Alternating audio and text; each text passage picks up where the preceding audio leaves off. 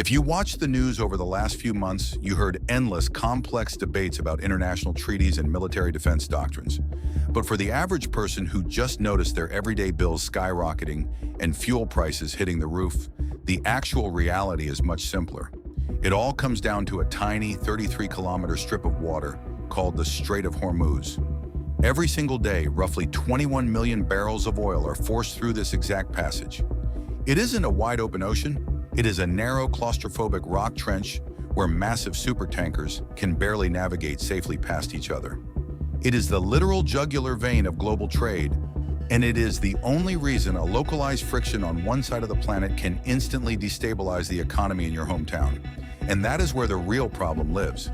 Because inside modern military intelligence, nobody waits for absolute certainty anymore. Hesitation is treated like a fatal mistake.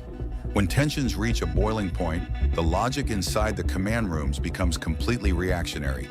Act first before proof even exists. But the terrifying part about operating on anticipation is the loop it creates.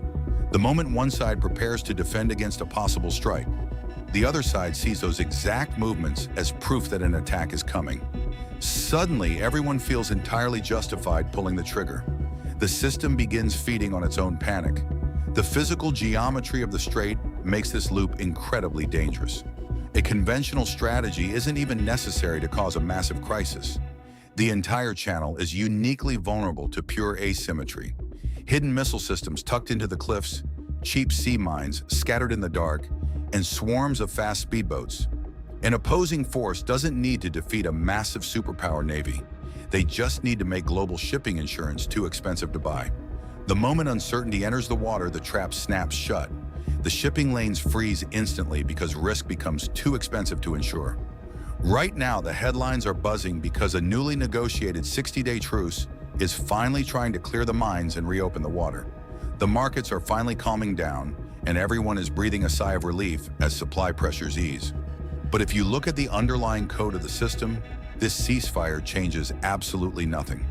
The channel is still narrow, the cliffside weapons are still waiting, and the exact same software of mutual paranoia is still running in the background. The real lesson of 2026 isn't about weapons or borders. It's the realization that everything we build relies on an incredibly fragile bottleneck.